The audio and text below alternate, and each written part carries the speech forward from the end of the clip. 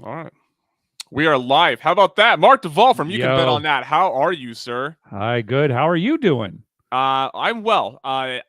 You are one of three participants still alive in the March Madness Survivor pool. I imagine all of that is Dr. Mike. Am I Yes. correct? Yeah. Um, and I just saw that you hopped into Yeah, our it's all Dr. Mike. Yeah, I ask him every time. Yeah. And then I saw that you hopped into our Major League Baseball 13 run pool. Yep, exactly. Are you getting quite a bit of delay here? I don't know if you had to wait a long time for my answer, but yeah, your I audio and I your video took a while to get to me, so you might be backed up yeah. here. We're gonna wait just a few seconds, see if we can get this to catch up. Steven, get it caught up. Yep. All right.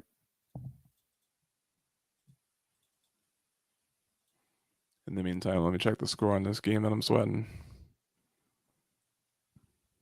Yeah, I'm getting a little off sync from you. Hmm. Um. Okay. Well, that's less than ideal. Um. Let's. I I think we could may. leave and come back. You want me to try that? Yeah. It's Let's try probably on that. my end. Let's try that. Okay. I'm going to go away. I'll see you in a couple seconds. Stand by. Stand by. Oh goodness, the wonders of technology. It's great until it's not, huh?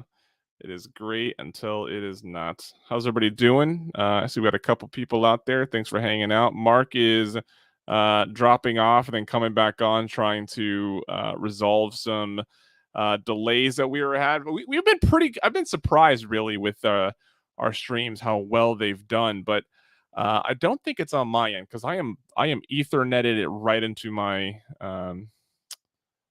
Here he is. Let's see if we can get him back, Mr. Mark Duvall. How are you, sir? Much better. And I just texted my son, said, "Get off the internet. This is more important." What I'm. Yeah. So I think you're right. I think it might be on your end. I have Yeah, Ethernet cable direct into my laptop. So I do too. Yeah, I do oh, you do too. too. So Okay. Yeah. yeah, yeah. Yeah. All right. Well, anyways, we have two fun pools. These are fun. Even though I'm out on the first day of the other one, but looking forward to this. The website we're using, officefootballpools.com or something like that, had a Yeah, and bunch I of think it's got a options more on it. generic name now too. I think where it doesn't actually have football in the name. But if you go to Right. officefootballpool.com, it'll take you there. Yeah. And so tell me how the 13 pool works again, or actually, I imagine your team has to score 13 runs. But how do we get our teams? Are they randomly assigned or what? So I was originally just going to do random assignments, but then I've had a couple people ask about a possible draft. And Oh, so what I might do is maybe a couple nights before the regular season starts, host a draft via Zoom or something. And if people can make it, great. If they can't make it, they can submit an order of a preference, and yeah. we will randomly select a name out of the hat and be like, okay, your team, just do one of those. Like, okay, Mark, it's your turn. What team do you want? I think Okay. we might do that for people to feel like they have some sort of because really that'll be the only decision you make the entire pool, because after that a 13 run pool is the first team to score every iteration of runs up to 13. So 0 runs, 1 run, Ah. 2 runs, Uh-huh. 3 runs. Yes. Okay. And anything that's 14 or greater just counts as a 13. So if your team scores, if you have Mm. the Padres and they scored 19 runs, then there's your 13. Um, Okay. yeah, and it's the first team to sort of check all the boxes between 0 and 13. Ah, okay. Oh, fun. All right. Well, that will Yeah, be good. And then the idea is you have the same team for the whole season. right, Okay. right. Good. And I Yeah, looking think forward to so long as you don't have like the Pirates, I think every team's in it. it. That's right. Yeah, I think every team has an Mm. opportunity. Tim Kennedy's in the house. Tim, how are you? Um, Tim, you would be happy to know that I have a wonderful game of soccer going on the TV right next to me, with some action on it. Okay, Mark, we watched the last 3 episodes of Luck, and the only thing I'll say at the top of this before we get in this is like it was like I was curious about how a few like storylines were going to go, but just knowing that the way the story is being told is uh is not what was intended based on, because like they don't know they're getting canceled, right? So it Right. was almost difficult for me to get into these last few episodes or like really buy into it, knowing that this wasn't the intended experience, if you will. Yeah, I had the same feeling.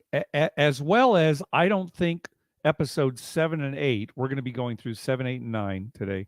7 and 8, I thought they were weaker episodes anyway. I thought they were like Mm-hmm. the two weakest episodes of the whole series. But I agree with you. You know, as things are building up, it's like, well, this is going to be a loose end. You know, they might be able to resolve this story over here, but this other thing, it's just too big and there's not going to be any satisfaction. So, yeah, it was anticlimactic in a lot of ways. Yeah, I definitely got that feeling as well. Yeah. Okay. And I agree with you with episode 8 for sure. It's actually the least I Okay. think I've had, least notes I've made for any episode we've done of this series so far was on episode 8. So Yeah. let's get to well, I guess before, if you for some reason you have never watched this show and you've managed to listen to some of these already, this is on HBO. It's called Luck. It came out about a decade ago, Yeah. and it was not intended to be a one season series, but because of a cancellation, ended up being a 9 episode one season series, and that is and we are finishing the 7, 8, and 9, the last 3 episodes of this. So if you made it this far and you're still curious, that's how you can watch the show, is on HBO Max. Yep. Yep. Luck episode 7. So Ace being Dustin Hoffman's character, has a webcam installed to watch his horse. And Escalante, understandably, I was actually kind of surprised Escalante like tolerated it. But Yeah. he was very unhappy that there was a camera being installed in his barn there. Yeah, it was twofold. It was the installation process, which was extremely disruptive, you know, especially around all these horses. And then the fact that, yeah, there was going to be monitoring going on the whole time. I can Yeah. understand a trainer not liking that. Yeah. Um, we learned that Walter had a bit of a gentleman's agreement or casual understanding that the horse could be used for breeding. So Walter's horse being this possible next man of war, right? And the colonel, as he's being referred to, his like son. I was having a hard time understanding who this guy is, but essentially coming for the horse, claiming some sort of like rights to it. And Walter explains that he was just sort of told that he was working on the farm and they had horses and they could just breed. There was sort of just an agreement. And now this guy wants what he believed is rights to his horse based on his relationship to the colonel, which I believe was his dad. Is this the son? I guess. Yeah, it could have been dad or grandson or something, but Okay. you know, ultimately it doesn't matter because the story, you know, there was a little bit of a resolution here, but you could tell if they had gone on more seasons, this character would have come back to try to claim the horse as his own. And the it sounds like Walter is telling the truth here when he's talking about the colonel. You can just see the colonel. You've got this idea of the colonel in your mind, right? Colonel Tom Parker or something like that. And it was a gentleman's agreement, and I'm sure it was. So I'm sure that Walter Smith is correct here. Oh, okay, son-in-law Yeah. Timothy Tim Kennedy Kennedy. says so. Very good. So yeah, that actually that storyline kind of resolved itself in that it went to. It seemed like it was an internal court within the racetrack at least, and they decided or they made a decision for Walter in that case. And so, you know, the son-in-law, I'll be back, I'll come back to get my horse, and that's kind of where that storyline ended. Yeah. All right. One light, of course, failed me, and now my camera is going to go nuts. Okay. We learned that Jerry wants to play in a poker tournament to get a ticket to the World Series of Poker main event. Lonnie wants to claim his own horse, and the guys are worried that he won't include his horse in their stable.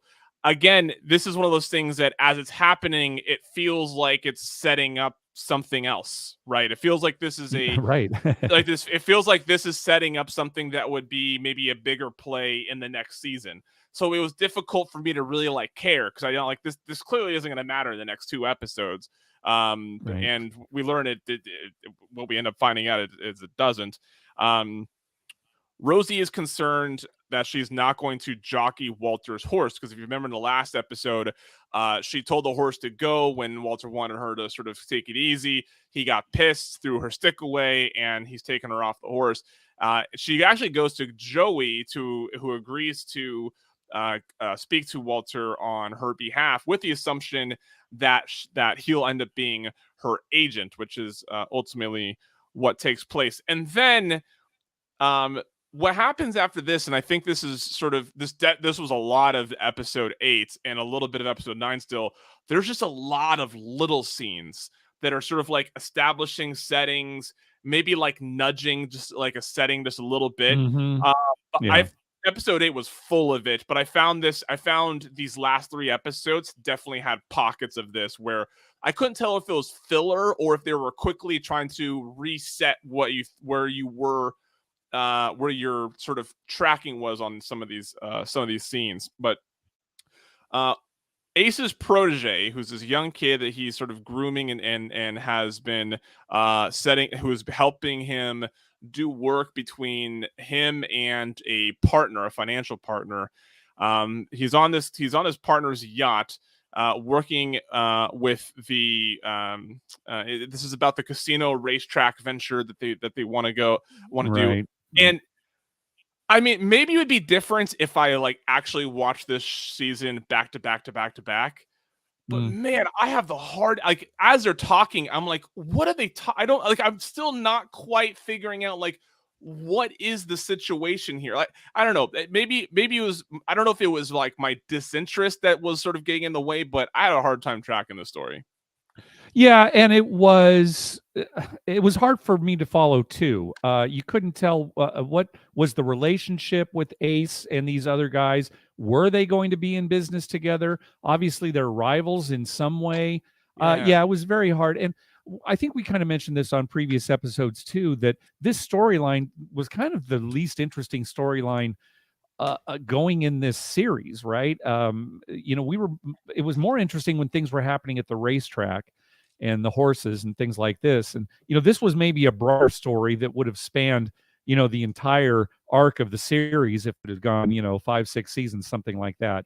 But in these early stages, it was a little hard to follow. And ultimately, there was really no resolution to this other than some things we'll mention. So yeah, I don't think it was just you, Tim. I think it was hard to follow. Yeah. Um Yeah, so I remember Mike Smith and his boys were partners with Ace before he went to jail. Ace took the rap for them. I remember them setting that up in the first episode, but again, I had a hard time. I don't know what it was about just the way he interacted with these individuals, and like you're right, like they were they seemed to have beef, but they all say at the same time like wanted to trust each other, and like I don't know, it was Yeah, and bizarre. why isn't he meeting with them? Why is he just sending Yeah, Nathan to meet with them, right? What's that whole thing about? Was it just for the shocking scene where they actually kill Nathan? That came out of nowhere. To me, I thought, wait, did they just really kill him? Because it seemed like that was a character that they were developing.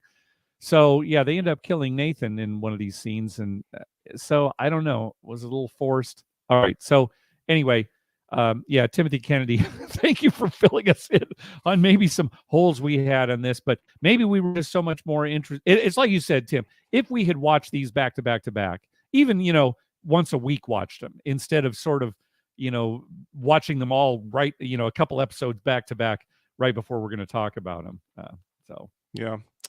Um, okay, Jerry is at his tournament, and I think they try to indicate that he's playing smarter poker. He folds queens when there's a king on the board. yeah.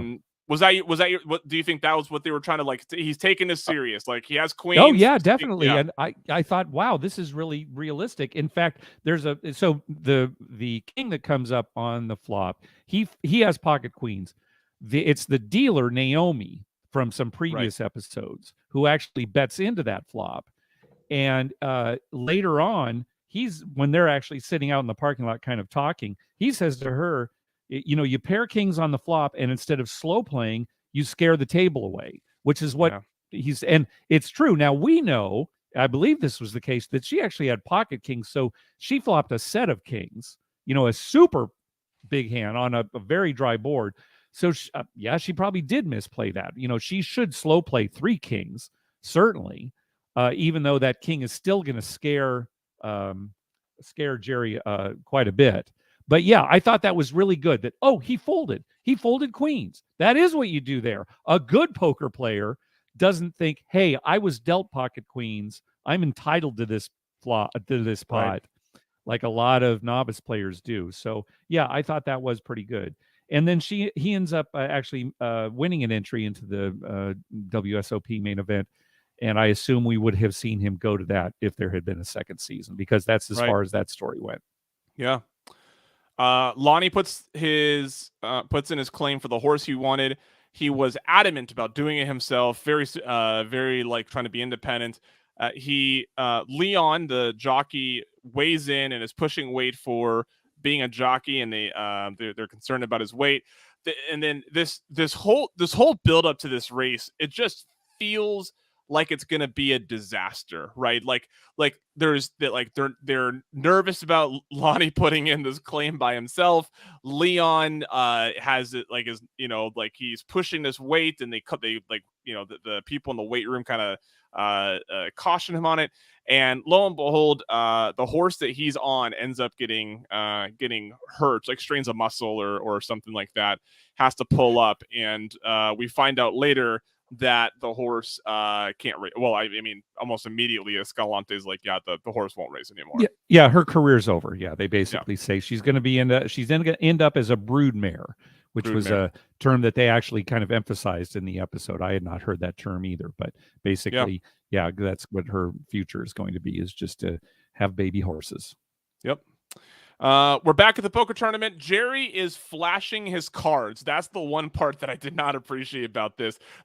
He's essentially like holding his cards like you would playing poker at home with your Yeah, friends, and like yeah. you can almost see with the way the camera is. He holds up his cards, and you can almost see someone in the camera shot who has a clear view of his hand. And I was like, "Come on, Jerry, protect your hand a little bit here." I didn't really notice that. Maybe that was just for the camera more than anything Yeah, else. But I'm sure yeah, it yeah, was, that's but not yeah, good. I was like, I'm pretty sure 2 people can see your hand there, buddy. Yeah. He ends up getting pocket fours, either turns or flops a set. I couldn't, I don't remember where I saw the 4. But his dealer friend is, like you mentioned, is in this tournament, 2 spots down from him.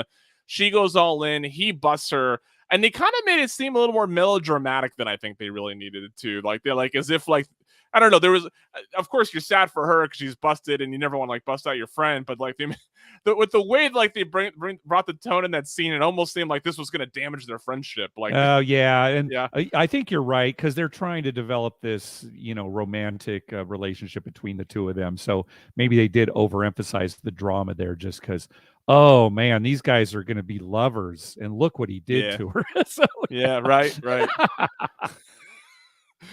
Well, I mean, I met the girl lovers. perfect for me until I bust her out of a poker tournament, and Yep. Yep. yeah, that was it.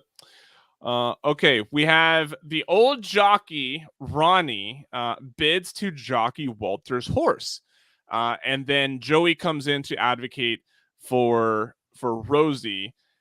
We will finally learn that that Walter ultimately decides on Ronnie with experience and just thinks it's the best decision for his horse. But Lonnie learns that his claimed horse won't race again. Will be used for breeding. We covered that.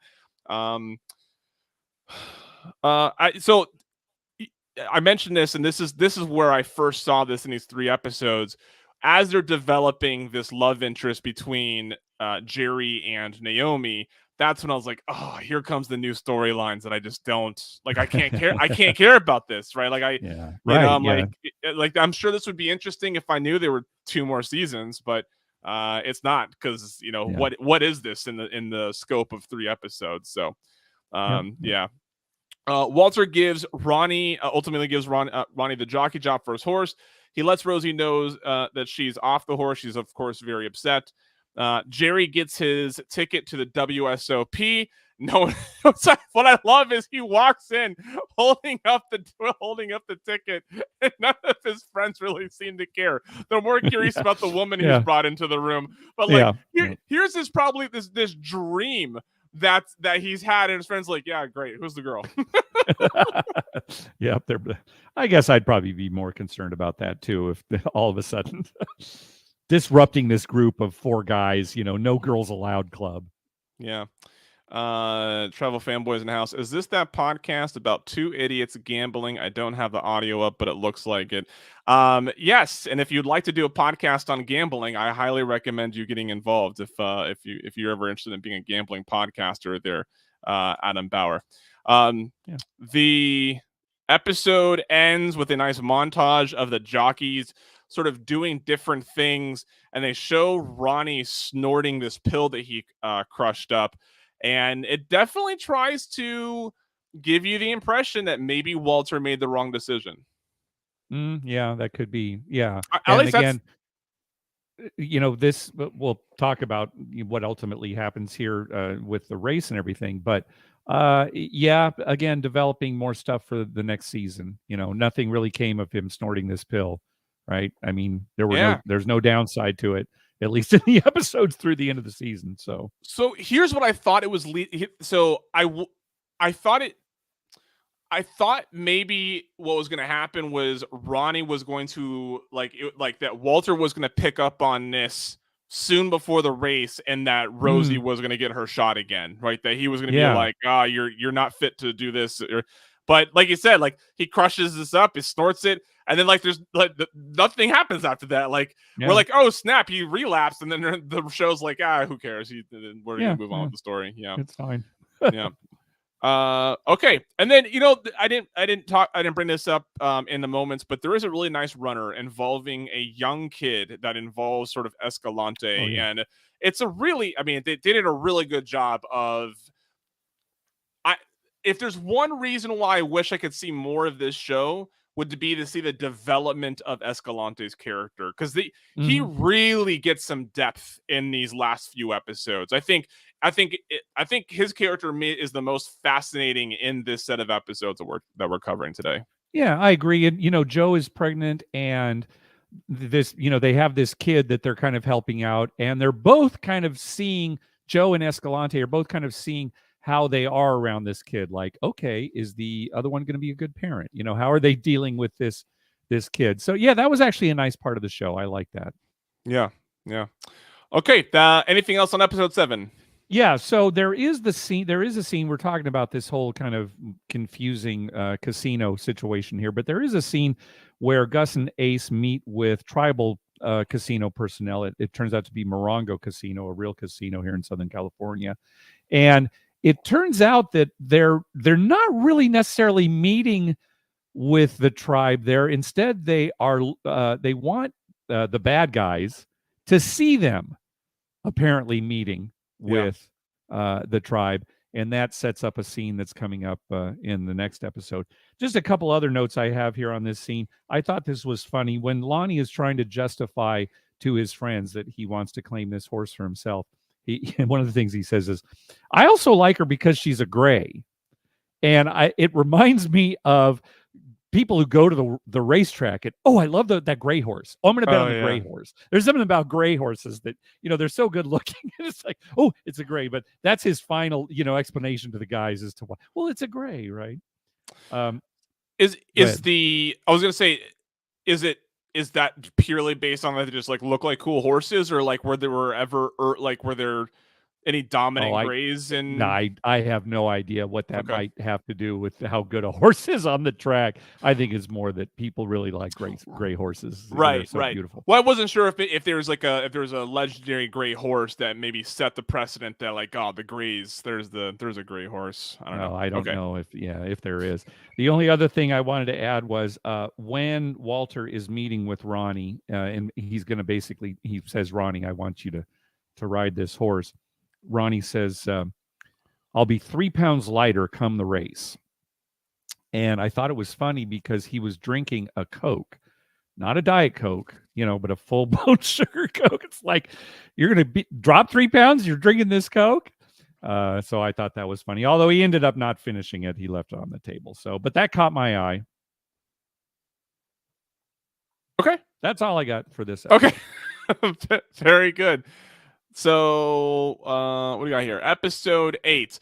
I literally have 7 things written down. Okay. This is going to be pretty quick because, as you mentioned, weaker episode, and as I mentioned earlier, it was very sort of just nudge things in place for the last episode, right? So it doesn't. Yeah. But definitely a build up for the Yeah, so as you mentioned, episode begins with scenes at Morongo, and evidence that Ace's protege has been dumped at sea. That's sort of the first indicator we get that that this kid's been actually killed. So in episode 7, we see him get knocked unconscious by being hit by what seemed to be an ashtray a couple times, and and there's a lot of blood. I mean, it's if he's not dead, he's in serious trouble. So you figure he must have been dead. But you're right. This emphasized that he is. Go ahead. I know this is maybe difficult for people to shoot. I'm not going to act like I could get a better but like the actor that is being hit stared at the guy picking up the ashtray and hitting him with it the whole way, and I'm like, make it a little bit more believable that this came out of nowhere. Like, he watched him pretty much watched himself die without putting his arms up or trying to stop. Jumping out of the way. That was I was a little frustrated with that, but you got to make do, I suppose, with what you can get. So the doctor, who we learn is pregnant with Escalante's kid, is kicked into the midsection by a horse. So that becomes a concern. The guy who works with the guy who killed the kid goes to the stable with Ace and Gus takes the guy into this empty space that Escalante showed him, and the guy just walks in, and I'm like, come on, you're setting these characters up to be these like wise guys, and he's gonna walk into some empty barn space. Come on, that was the most unbelievable part. Yes, I was like, the guy's like, oh, what are we gonna talk about stuff in here? Come on, that was so annoying. The guy just walks right in. Again, self-protection in this series was a little unbelievable in some ways. Anyways, every story is sort of being inched forward a little bit. The four amigos are worried about what their horse is going to draw, and they're even, I think, if I remember right, they even get a little worried that maybe Escalante might be putting a little bit more effort into Ace's horse than theirs for like preparation of the race and stuff. There's like I said, there's concerns about the doctor's pregnancy. Walter ends up winning the case essentially in front of the board over being named owner and trainer of this horse versus against this son-in-law of the colonel. Again, little nudges of the story here and there moving forward. Walter's horse gets the post position for this overnight stakes derby, getting the first post position, and Pint of Plain, which is Ace's horse. I keep on saying I guess it's technically Gus's horse. I don't know. It's legally Gus's horse, but of course we all know it's really Ace's horse. Yeah, right. He ends up getting the 2 position, and let me tell you, I mean, they couldn't have telegraphed that anymore. As soon as he gets the post, they pull a Pint of Plain, and you're like, oh, that's getting 2. Like, they're gonna put them right next to each other.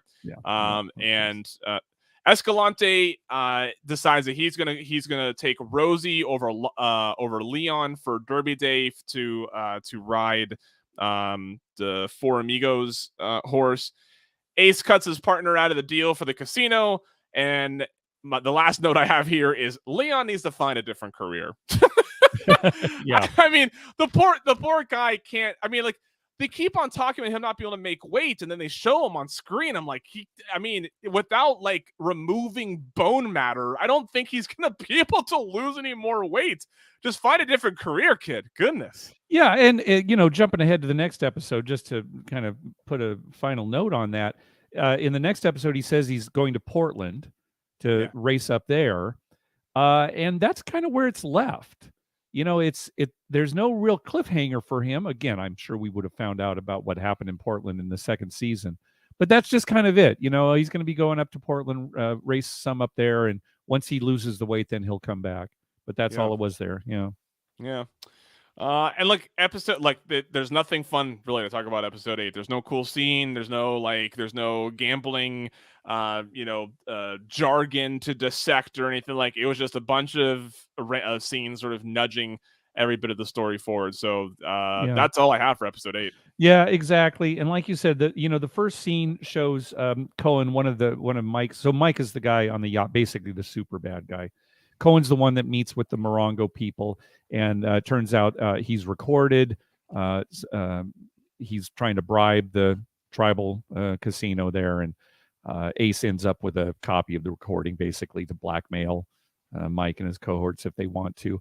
The only other thing I want to say, there was one thing here. We do find out that Ace was responsible for jumpstarting Escalante's career.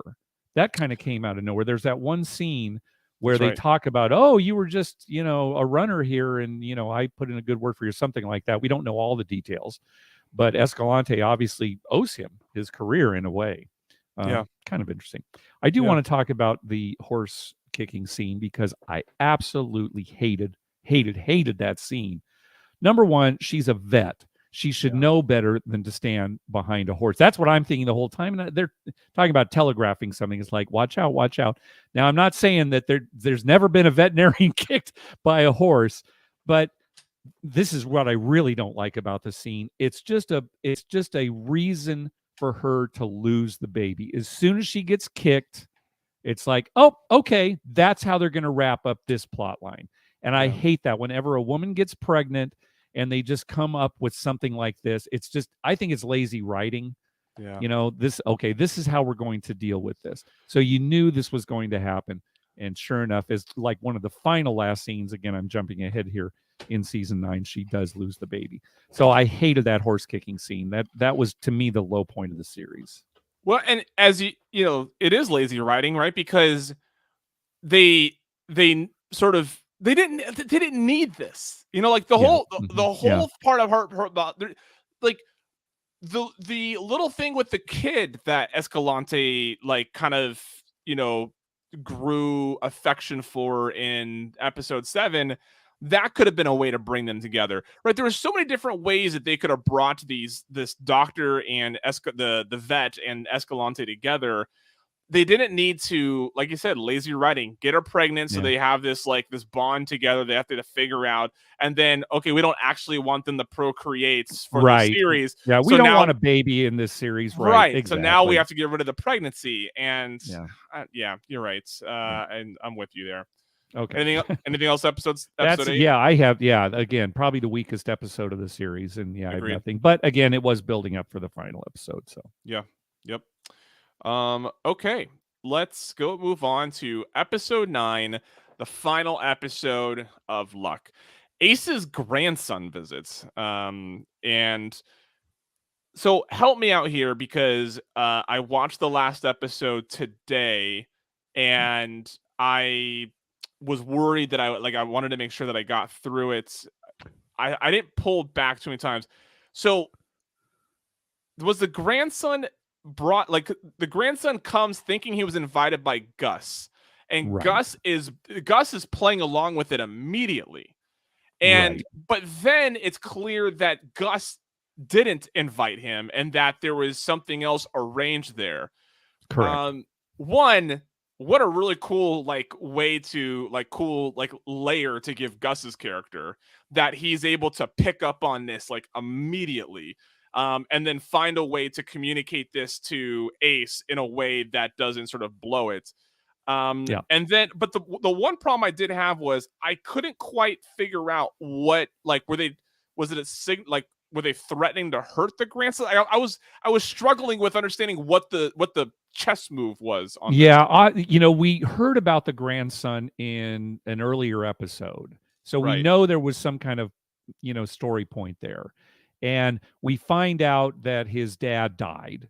In fact, at one point, Ace even says, somebody asked him if he has any children. He says, I have a grandchild alive, meaning that any children he had, are dead. So I don't think we got the full story there, but there's something bad that happened. The grandson was involved. The Ace's rivals can use that to their advantage. But yeah, if his rivals are the ones that pretended to be Gus and got him to fly out to see Ace, it doesn't seem like they just want to kill him as soon as he got there.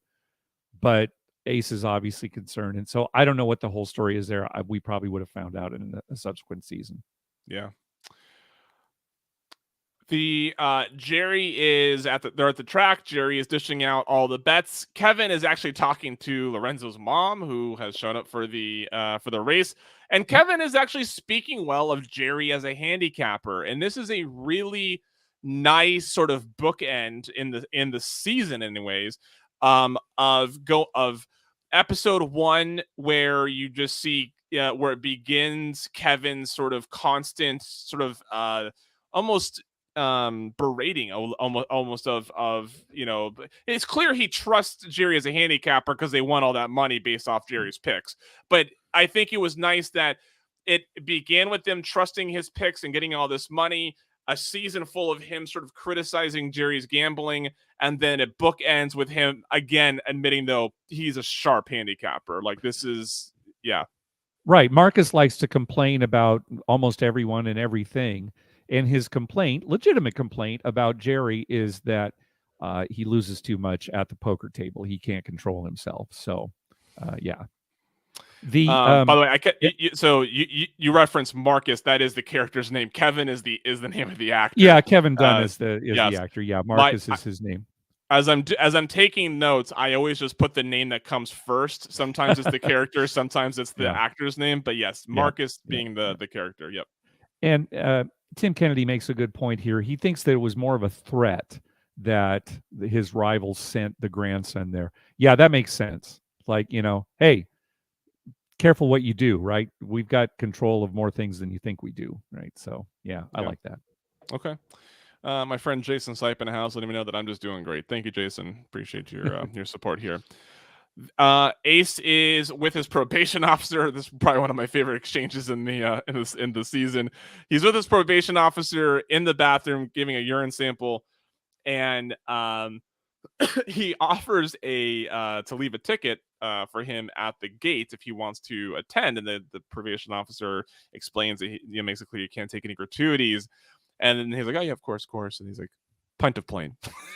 He just names the horse, and the probation officer responds, are you suggesting that I might know a bookie? And I just love the probation officer knew what he was signaling. Yep, exactly. Yeah, and that was it. No, nothing else needs to be exchanged. No other dialogue needs to be exchanged. Yeah, that was a good scene. It's Derby Day. The four amigos watch their horse win its race. It was of the few things that needed to be sort of the few things I was really hoping to actually see finish in this first season was them getting a good win off of this horse, right? Getting the ROI on this whole adventure of acquiring this horse, investing in it, and and they win their race, and it's very exciting. Yeah, they win their race, and they win a bunch of other bets too, going through the day. And towards the end of the episode, they're all, kind of reveling in the fact that they've just won a ton of money, really a lot. They're all smiles. It's a good ending for this group, but there's a great dialogue towards the end. One of the guys says to Marcus, what's the story with us? Like, because here they've got all this money. They're in this terrible dive motel.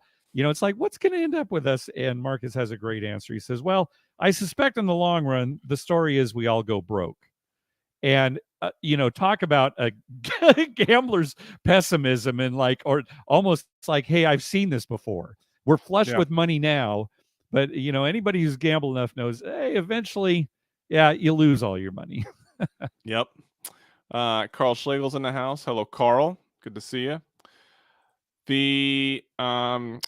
That's right. So after their horse wins, and Tim Kennedy brought this up in the chat, when their horse wins, Jerry walks up to Leon, who's sitting there at the fence, and he hands him a bet ticket worth $500. And I think the horse went off at 10-1 or something like that. I thought it was And 20-1, but yeah, at least 10-1 . So yeah, yeah, $5,000, I would say at least. Yeah. yeah, and he makes a comment. We couldn't get here without you, kid, and shows their appreciation for, because Leon essentially was the main jockey for the majority of this season riding that Right. horse. So I like that sort of nod to Leon there. Um, I they were really stretching out this whole Ace getting hit story to fill this episode. Like, I appreciated it from I liked sort of the cleverness they used in the restaurants to like sort of throw them off the signal. But I was like, man, they're really filling up this episode with this stuff. And I think it's because this episode was meant to be delivering on the big day for all the horses, and they needed something to fill up the rest of the episode. And I don't know, I just feel like all of this is I felt like all of that was it took a while to get through that story in All this right. Well, episode. okay. Even if it was filler, I enjoyed it. It was action Right, packed, yeah, and yeah, yeah, it's yeah, like you said. It was kind of clever what they did, and I love the scene where they're pretending to argue in the yeah. restaurant. To throw the guy off, and then Gus leaves, and Ace pretends to go to the bathroom. Anyway, yeah, it's deception, and there's violence, and you're rooting for Ace and Gus, and you're happy at the end. So. Yes, by the way, Kaylee, Bailey, and Rudy, they better go to bed. It's bedtime to those three children. So please, Okay, please go to good. bed. Yeah. We finally have the final race. Another story that I was hoping to be delivered was Walter's horse. How was it going to finally do in its big race? And its big race happens to include, and I guess maybe I should have seen this coming, but I didn't really think of it until they started setting up this race, was it includes Pint to Plain, which is Ace's horse as well. So Right. we have Walter's horse and Ace's horse going pretty much head to head as it is, as it's being delivered to us in this final episode. Of course, there's more horses in the race, but how crazy would it be if they came in fourth and fifth, right? Yeah, right. What? Yeah, neither There are horse is some things good that at would have been all. quite a surprise and not very satisfying. So Yeah. yeah. But it ends up being a photo finish. Now, here's my What do you question: know? A photo. a photo. How so? Who did you think was going to be the winner based off Oh of everything gosh. that came? I I didn't even think about it. No, I just let the show tell me. Honestly, I wasn't even thinking, "Oh, I wonder who's it's going to be," because either one, you could move the story along fine. So, Yeah, yeah. it's I really wanted it to be Walter's horse because that was like the horse that I was like most curious about, right? Because they set him up Yeah. like this whole like the record setting at the track, the next man of war, whatever. But I knew that they had to, like, Ace's investment had to like deliver as well, right? There had to be something Yeah. because it yeah. So I Well, and Walter didn't seem terribly upset. It was kind of yeah, like, well, we raced against a good horse and we came in second. And I think it's kind of a reflection of the entire episode that there were happy endings for a lot of characters. Not Escalante and Joe, obviously they lose the baby, but everybody else, even Walter coming in second kind of smiles. Leon gets that, big ticket at the end, like you yeah, said, from Jerry. So I guess anytime you're a showrunner, you kind of have to think, all right, what if this really is our last episode? Unless you've been guaranteed, and I know that maybe he was guaranteed in this case because they were going ahead with a second season until the controversy with the deaths of the horses. So, but there was some closure in that respect, and that people had happy endings. yeah. So there is a great scene, as you mentioned. Walter sort of, it doesn't seem all upset. He actually shows Ronnie a lot of grace when Ronnie's getting off the Yeah, horse, right, and he's like, right. I waited too long," and Walter's like, "Nope, you did perfect, right? You Yeah, did what you should have done. Just it was a good horse, right?" yeah, And then there's even a really great exchange between Walter and Escalante sort of recognizing that like that was really just a good race, right? Like Yeah. there's no bet, Yeah. there's no beef, there's no like there's just like those were two great horses fighting racing against each other. So Yeah. Yeah. yeah, that was Feel a good good for theme. everybody. Yep. Yep. Yeah. The last thing I have to say about this episode, Jerry is counting his money in this motel room right next to the window at a motel, a dive motel, and he's counting thousands of dollars on the table. And I'm like, Yeah. what are you doing? That's okay. Hollywood, there's a lot of things we need to get right about gambling scenes. Where people count their money is a big one right now, because this has been a theme across so many things we've watched, is that people count money in very like plain sight or dangerous Yeah, they need to be places. counting money in bathroom stalls. That's where they need to be counting money. Yeah. Or at least close the curtain. By the way, she's Yeah, naked on that. the bed That'd and be the good window. too. Yeah, that's Yeah, true the too. girl She he's was with is like so- naked and the yeah. windows is open. He's counting money. Just Yeah. Oh man. All right, and then of course, like we learned that that the vet loses her baby, and that's Yeah. sort of the end to Yeah. that story. But Yep. okay. Oh, what else do you have for episode 9? Okay, so yeah, just a couple more notes. This is dramatic license, and I understand that, but Joe, the veterinarian, she's in her hospital bed before she loses the baby, and she's watching the race. And Mm. I'm thinking, boy, I don't know of a lot of hospitals that have TVG network or some kind of horse racing network. As even, I'll tell you, when I've been in the hospital, it's slim pickings as to the choices of channels you have. And How it seems to me TVG would be one of the last possibilities. how funny would it be when like in like the hotel like pamphlet, it's like, and we have off track betting for anybody who's interested. The only other things I'll say, I've kind of talked about this before. The horse racing action was fantastic. Even this last episode for this final race, they did just a great job. And of course, it's undermined by the tragedy, but the action sequences are just tremendous. And I think I mentioned this before in a previous episode. I think Kevin Dunn was really the standout actor in this episode, playing Marcus. He was just pitch perfect, and he was pathetic in some ways. He was funny, his one-liners. But I thought he was a great character, and Kevin Dunn did a great job. And that's all I have to say about the show. Okay, so you said episode, but do you mean series? Oh, I mean series. I may have said episode, but Okay. I thought Kevin Dunn was kind of the standout Of the actor series. character of the entire series. Yeah, Okay. he to me was the most interesting, and I think he did a great job bringing the character to life. Yeah, I think I'm gonna go with John Ortiz on Turo Escalante as my favorite performance of the series. It and was I'm fine with that. Yep. Yeah. He was great too. Yep. Yeah. What made them both in their own way, right? Both in Marcus's sort of miserable way, and in Escalante's sort of smug, arrogant way. They were so believable, right? I was like, I believe that they are this way, right? It was so but I do want to give an honorable mention, because I thought this at least once an episode. Richie Coster, who plays Renzo, he's just this pathetic, sort of gullible human being who just like loves his friends and like just loves being around them.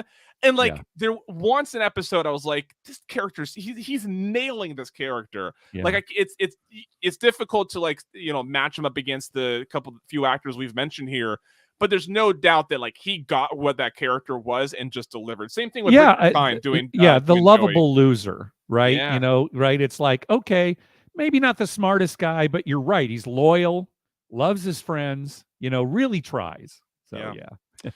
So it is quite fitting, and this is just purely coincidence, that we are recording this week, because as Chuck Freen shared with us, John Perota, I don't know why that was so difficult for me to get out, who was a producer on Luck, actually tweeted out that 10 years ago, An amazing cast and crew were told their series was canceled. What might have been.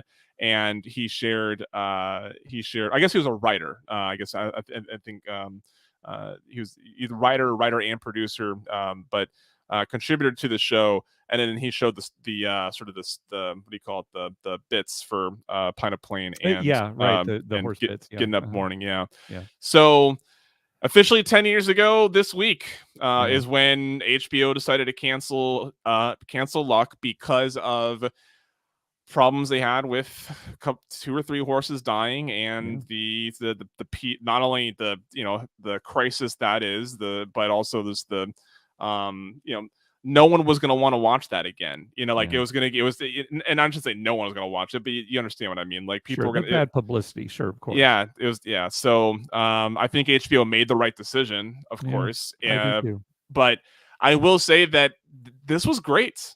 I really I thought it was a enjoyed great this. series. Yeah, I did Yeah. too. From the very beginning, even though we were kind of complaining about these last few episodes, yeah, I think a good series overall. Yes. Yeah. Okay. You have a shirt on that says "The Good Place." Yep. I want to just point that out, and if no one has ever seen The Good Place, it is a wonderful program. Pretty much anything that Michael Schur has put his hands in is phenomenal. So I'm just mentioning it's a random mention that I'm only bringing up because Yeah, Mark because is I've got a wearing Good the Place shirt. shirt Yeah. on, and it's watch it from the beginning because it is a full story arc. It's not the kind of show where you can just watch, random episodes here and there. So watch it from the beginning. But yeah, just a great show. Yep. Yep. And what's nice too, and this is unusual for American shows too, he told his story and then it ended. A lot of times series continue just because of money. I mean, let's be honest. But the story was told and then it stopped. So, Yeah. there aren't a lot of episodes compared to some that run for, 10 seasons and have hundreds of episodes for syndication. So that's nice. So I have a few questions just about television for you right now. This is just I'm allowing myself to take a half a step away from specific gambling content because we have gone into a main feed here. I can assume that anybody listening maybe is just a fan of so with that comment of The Good Place told its story and then ended and it was done. Right. We are coming up on Ted Lasso season 3 coming out later this year, hopefully. Right. And we have heard this whole time that they had written a 3-season arc, and that was supposed to be the show. Do you think they're going to hold to that, or do you think Apple's going to see this cash cow that is Ted Lasso right now and be like, you need to give us something else? If the creative team wanted 3 seasons and that was it, and I mean, even now they're still thinking 3 seasons.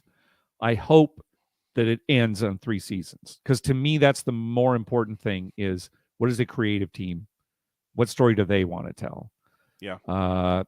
To be honest, I think it'll go more than 3 seasons because not just money, because of how popular it is and how many accolades it's received.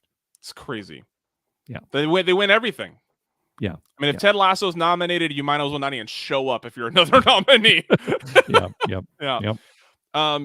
Another TV question, gambling or not gambling related, like, what TV are you watching? What do you recommend? Oh gosh. Okay. I watch a lot of sitcoms, and I'm not going to recommend any sitcoms right now because I can't think of any that are currently airing that I really want to push. Of the dramas, certainly Ozark. I don't know if anybody's watched Ozark, but that's a great show. That's a stressful show too, because it seems like every episode's like, how are they going to get out of this? So I would recommend, if you haven't watched Ozark, the final season is halfway done. It's one of those cases where they broke the final season into 2 parts, and we're in the break between the first part of the final season and the second part of the final season. So this is your chance to catch up. Go to Netflix if you want to watch Ozark. For science fiction fans, The Expanse on Prime Video, I think one of the best sci-fi shows ever made, kind of on caliber with the Battlestar Galactica reboot, really smart science fiction. Um, those are the two that jump out at me right now. And the Expanse has actually ended, so if you want to go back and watch that, it's Prime Video, and yeah, the final episode aired here a few weeks back. So those are the two Okay. that come to mind. Putting me on the spot. Yeah. Okay. Double up to catch ups in the house. Thank you for listening. It's good to have you. This is if you're not familiar, Mark and I for almost a year and a half now, I think, about once a month, sit down and we talk about gambling and or Vegas or something in that realm as we see it referred to in TV and movies. And we've done full movies, we've done small scenes from just random shows like Scrubs, The Office, Rick and Morty, and then we just finished doing Luck, the show Luck that had 9 seasons. Now the big question now, that of course Better Viewing has its own feed now, right? Yeah. So this is people listening presumably are here because they enjoy this content and probably enjoy TV and movies also, just in general. The big question is, what do we do next? I haven't been able to think of the right next answer, right? I've been thinking like, oh, what Yeah. should we do next? I was gonna ask you. I don't think we should do this next, but I would be interested to do a season 2 Ozark watch. But since you've watched, because isn't season 2 or season 3 where it's like heavy in the casino, where like the casino is like a really a mainstay of.